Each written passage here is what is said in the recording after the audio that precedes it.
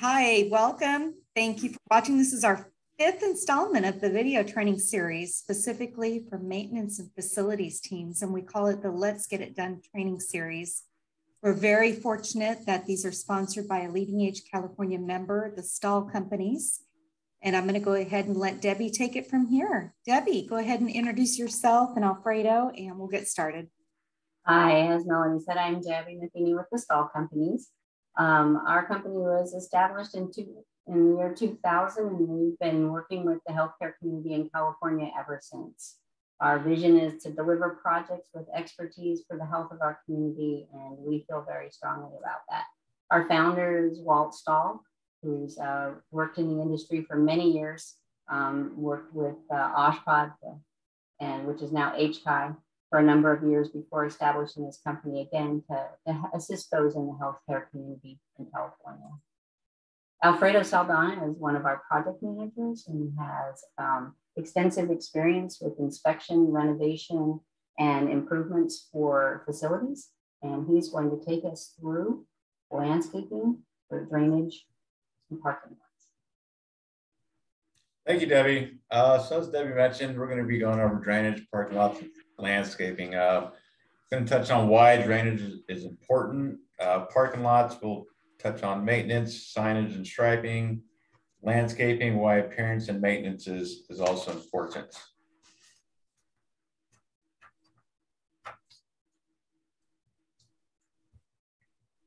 So this is just a quick picture of how improper drainage can destroy the foundation. So this is just a quick example of corrosion, and just to give you a brief idea of why it is important to have proper drainage at your facilities or campuses.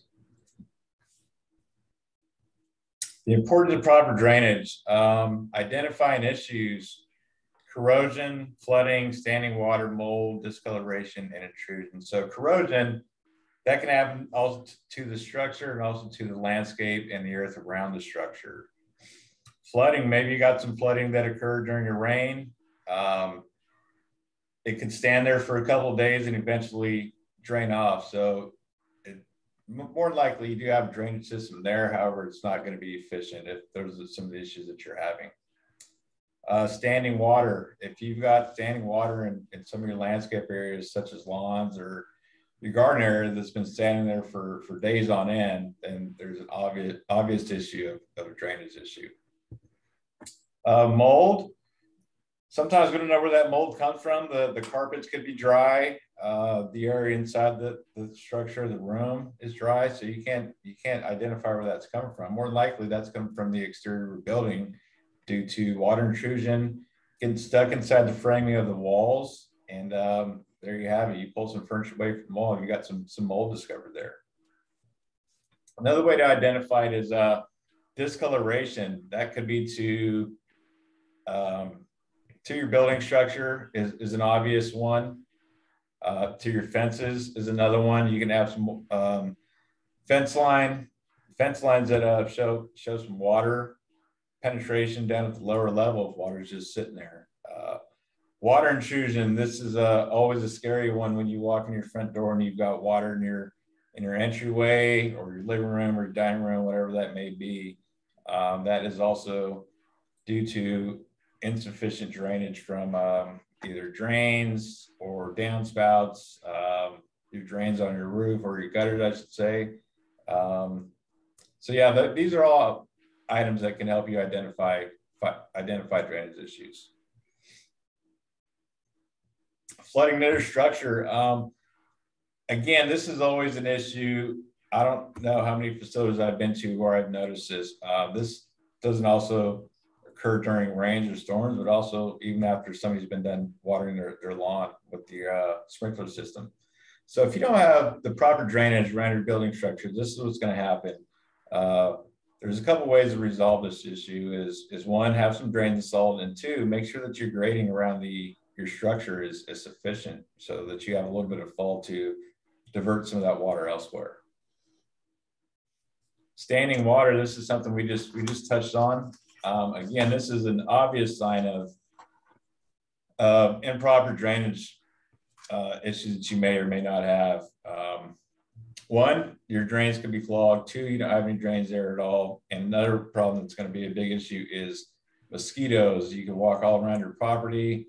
There's not a mosquito in sight. As soon as you come around the corner, there's a ton of mosquitoes, and that's due to standing water. Mold, we talked about that. This is, again, due to improper drainage. So the interior of the building may be dry. The carpet may not be damp. And again, like I mentioned earlier, you pull some furniture away from the wall and you've got some mold building up there, and that's all from water intrusion come from the exterior. So again, another reason to have proper drainage. Discoloration. So this is a good example of improper rain gutters on the roof of your structure. Now this one here, you obviously there is no rain gutters. There's no downspouts. And what happens is all that water is going to protrude over the roof, get onto the building structure, and it's going to give you some discoloration, which is, again, another way to identify improper drainage. Water intrusion into your structures. This is, I think, almost everybody's nightmare. So this can happen for a number of reasons. It could happen from rain, storm, sprinklers, busted pipes, etc. So if you have proper drainage around the exterior building, that means your roof gutters, your downspouts, and your drains. This is 90% avoidable. In a freak matter, in a massive storm, obviously you probably can't avoid that. But again, proper drainage is going to be the key, folks. So when do issues draw our attentions? During storms, leaks, mosquitoes, and water intrusion. So these were all items that we just discussed on the previous slides.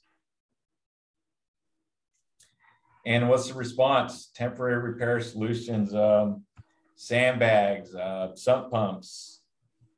Sometimes you've got to relocate staff or residents to renovate those rooms due to the water intrusion. Now you're getting into the construction side of things.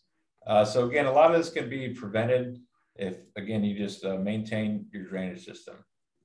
Corrective repairs, that as well. So if you notice some improper drainage early, get a consultant out there to identify those issues and get those repairs done. And so maybe you did have some repairs done. Is that work under warranty? If so, let's reach out to that contractor. Is it repairable? Maybe this is something that you or your maintenance team can handle on your own. Sometimes it's just taking a shovel and digging a little slight drain to divert that water elsewhere. Do you call for service? I think that's going to depend on the extent of the flooding and how long that water's going to be sitting there. And again, maintenance, folks. When was the previous maintenance? Did anybody clear out those gutters or drains, downspouts, etc.? So make sure we keep up on that maintenance. Next one we're going to touch on is parking lots. So I don't know about you folks, but if I go to a store or a property, a job site, whatever that is, and that parking lot's got weeds and it's dirty, there's leaves everywhere, there's cracks everywhere, it's not too appealing, right? So a parking lot just isn't a place to park. It is also part of your appearance. So some easy maintenance for your parking lots are going to be, weekly blowing and sweeping of debris. You can either do that. Sometimes you do that daily. Depending on the size of your parking lot, you can just have your maintenance team take care of that. You want to make sure that your drain covers are cleared. Tree trimming. We're going to touch on tree trimming and spot sealing as well. Again, here's just a quick little example of some maintenance here using a blower. And then those drains, folks, we've got to make sure we do the maintenance on those drains. Debris gets built up in these drains, they get clogged, and next you know, you've got a lake out in front of your property. Maintenance, folks, tree maintenance, we want to avoid keeping those things top heavy. You also want to trim not only for vehicles driving in and around the parking lot, but also delivery trucks or, for example, UPS drivers or small 16-foot box trucks. Next you know, that driver of that vehicle is your tree trimmer because they're going to be hitting those branches. Another good thing for maintenance is spot sealing. So what this is you see the little darker lines here in this parking lot. So what they're doing, what somebody's doing is they're going through and they're repairing the cracks temporarily in that asphalt. So it's a good cost-effective way to prevent that parking lot from getting worse than it already is, but it'll also help keep it maintained. We're going to talk some more about it. So striping, sealing, ADA, parking, and signage. Striping, again, when you go into a parking lot to any facility, whether it's a store, a retirement community, a hospital, no matter what that is, striping, a lot of people understand it's key. If your stripes are faded or peeling, people are going to park, wherever they plan on parking. So we've got to make the striping's got to be clear to everybody so that the parking is somewhat of a structured manner. Again, appearance, it looks great, right? And then also everything's identified there by the stripes. And another option of sealing is sealing the whole parking lot. So if you see the upper picture on the left there, it's a little bit faded, doesn't look as good, and then you look over after, it looks great. Again, this is not only is it appealing, it looks good, and it will also maintain that parking lot for years to come. ADA parking for your parking lots. So you want to check with your local jurisdiction on the codes. You're going to need certain dimensions for these folks to enter and exit their vehicles, and they've got to be a certain distance from the main entry. So everything's got to be identified and clearly marked in your parking lot. So again, this kind of backs up to make sure things are striped properly. ADA signage, this is also a must-have. Here in California, you'll notice these things everywhere. There are certain requirements, not only in California, but throughout the country for ADA parking. So again, check with your local jurisdiction on what kind of signage is required. So when do the issues draw our attention? Again, flooding. We don't want to have to walk out to a lake. We don't park our boats out there. We park our cars out there. So make sure that those drains are properly maintained. Cracking, again, we can do those spot seals, folks. Your stripe fading, keep an eye on that stuff. Again, there's maintenance programs to keep those things nice and bright for you. And then, of course, weeds popping into the parking lot. Nobody likes that. Landscaping. This is everybody's favorite topic, not so much mine, but again, appearance is a big thing, folks. I mean, look at that. That's a great view of what some good landscaping looks like. It's not only appealing to the residents, the staff there, it's also appealing to your neighbors, the general public. So appearance, earth separation, grading the landscape, plant types, and irrigation. We're going to touch on all of those. Appearance, it's again, like I said, it's not only appealing to your staff and your residents there, it's also it's a soothing spot for your residents or your staff to go out and take a break and get some fresh air and enjoy what's around them. Earth separation, we kind of talked about this in the drainage portion of this segment. So you want to keep proper earth separation from your building structure, and there's for a couple of reasons. One, you're going to prevent any moisture from sticking around that building structure, and two, you're going to avoid, or I should say, limit termite infestation there. So again, earth separation is key. Grading is a huge thing. This also backs up to proper drainage. So whenever you have landscaping contractors come out there, make sure and make it a point that you want a certain grade coming away from a building structure to divert any water away from that structure. Plant types, there's thousands and thousands of different types of plants. Some are low maintenance, drought tolerant plants, which will limit your irrigation, which is good. You're going to conserve water. Again, low maintenance, or you can go lush and green and add your irrigation system. So there's different types of sprinklers everywhere, or I'm sorry, all over the place throughout your facility. There's drip lines, there's your regular sprinklers. So a few things that you want to take into consideration is you want to make sure that those sprinklers aren't hitting your structure. You don't want them going over the walkways, and you want to make sure that there's no flooding or standing water taking place after you've watered. So every sprinkler has an adjustment to it, and a majority of them at facilities are adjusting on timers. So talk to your maintenance team, and it's always good to start those things up during the day. Take a walk around your campus or facility and make sure that everything is functioning properly. So when do the issues draw our attention in landscape? Standing water, you've got leaky irrigation. Again, that's what we talked about, having your maintenance team fire those things up during the day, take a walk around the campus facility, make sure that everything's working properly, and it's a good way to identify any leaks and get those taken care of. Weeds, none of us like the pesky weeds. Let's get those out of there. Flooded walkways, again, from sprinklers. A lot of folks will have their sprinkler system set up to come on in the evening when everybody is down and you're not noticing that there's flooding taking place while everybody is sleeping. You get up next morning and you've got a big flooded walkway. It's not only is it a hazard, it's a waste of water and also a drainage issue. Poor plant health is another way to identify improper irrigation.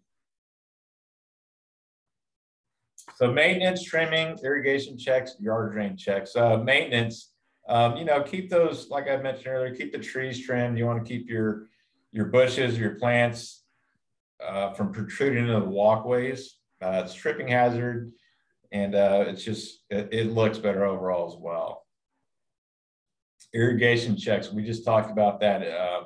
I can't express that enough, to make sure that your team's out there and checking that irrigation system to make sure there is not any leaks and everything is getting watered adequately. It's a good time to also check your yard drains. Get out there, get you guys out there to walk around and make sure those things are free and clear of any debris.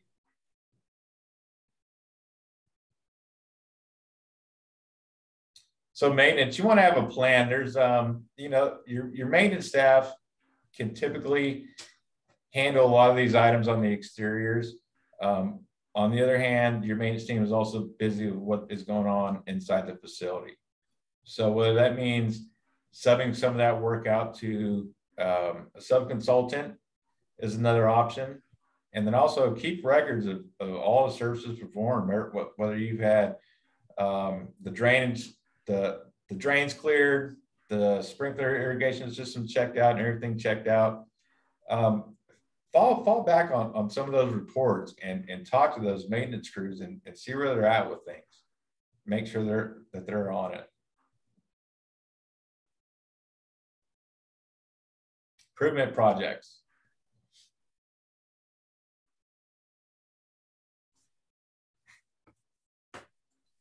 So when you've decided that you are going to make improvements to your property, you need to make sure that you have a plan. So start with a plan. The plan will be a narrative of the scope of work that you're considering.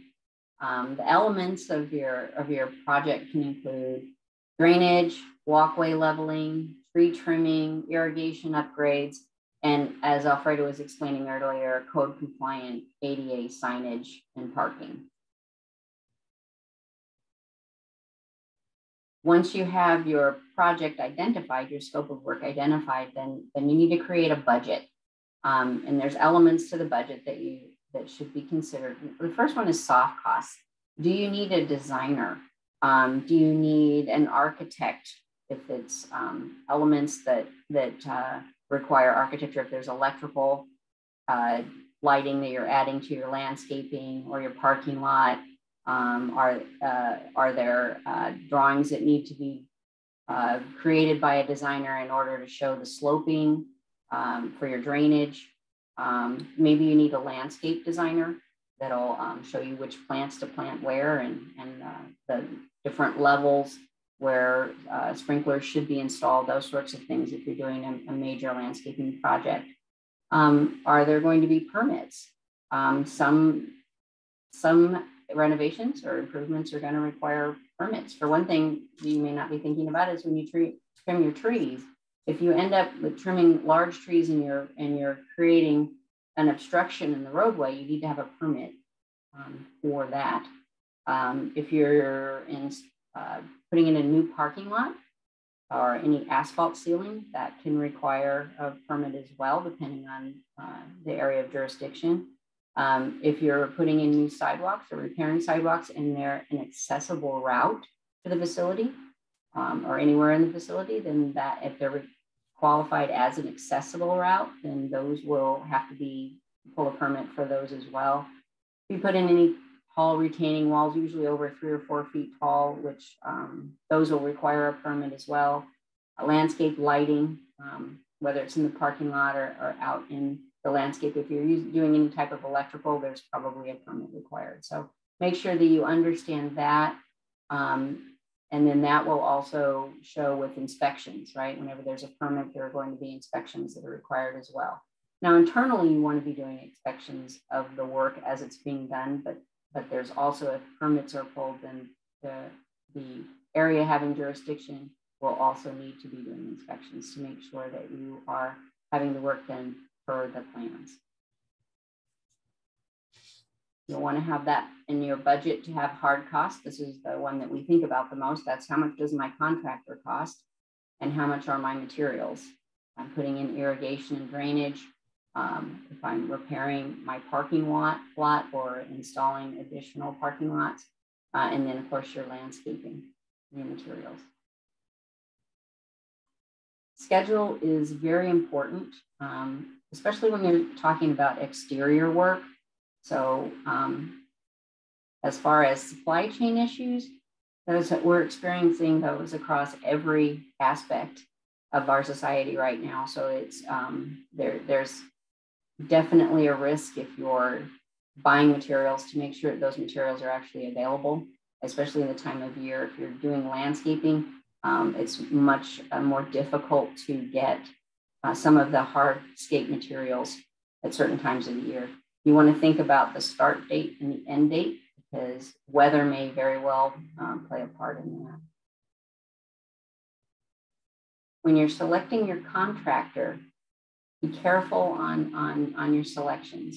Make sure that you're getting a contract with them. Don't just get a proposal and work off of the proposal. You need to have a contract. It's an agreement between you and the vendor, the contractor, to make sure that you have a very clear understanding legally of what they're required to do and what you're required to do.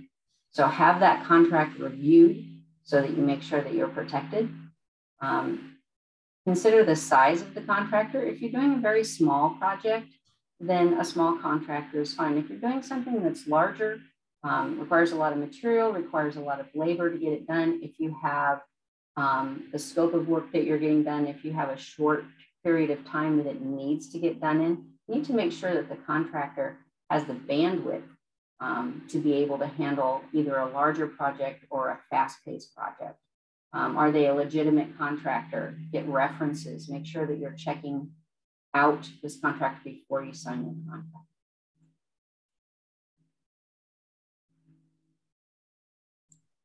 Next month's topic is going to be roofs. And again, this content is going to be posted on the www.leadingagecal.org/maintenance. If you guys want to review this or pass along to your friends, we'd appreciate it. Thank you.